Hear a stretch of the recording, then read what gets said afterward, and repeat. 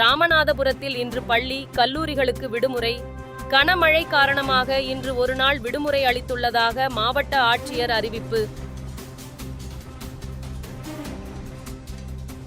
மகாராஷ்டிரா மற்றும் ஜார்க்கண்ட் மாநிலத்தில் இன்று வாக்குப்பதிவு தொடக்கம்.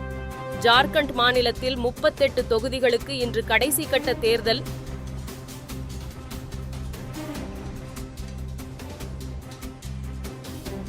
இசையமைப்பாளர் ஏ.ஆர். ரகுமான், சாய்ரா பானு தம்பதி பிரிவதாக அறிவிப்பு. உடைந்த அத்தியாயத்தில் பயணிக்க தொடங்கி இருப்பதாக ஏ.ஆர். ரகுமான் பதிவு. உலக மக்கள் அனைவருக்கும் நிலையான எதிர்காலத்தை உறுதி செய்ய வேண்டும். G20 மாநாட்டின் இறுதி நாளில் பிரதமர் மோடி பேச்சு. தெலுங்கு மக்களை இழிவாக பேசிய வழக்கில் பிணை கேட்டு கஸ்தூரி தாக்கல் செய்த வழக்கு சென்னை எழும்பூர் நீதிமன்றத்தில் இன்று விசாரணை.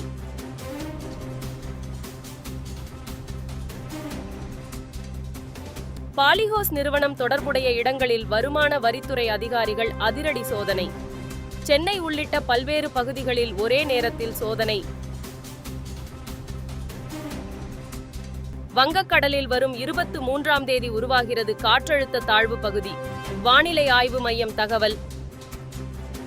ஆசிய சாம்பியன்ஸ் கோப்பை ஹாக்கி இறுதிப் போட்டிக்கு தகுதி பெற்றது இந்திய மகளிர் அணி.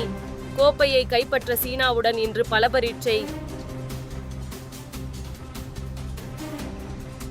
ரஷ்யாவின் எல்லையோர பகுதிகள் மீது உக்ரைன் தாக்குதல்.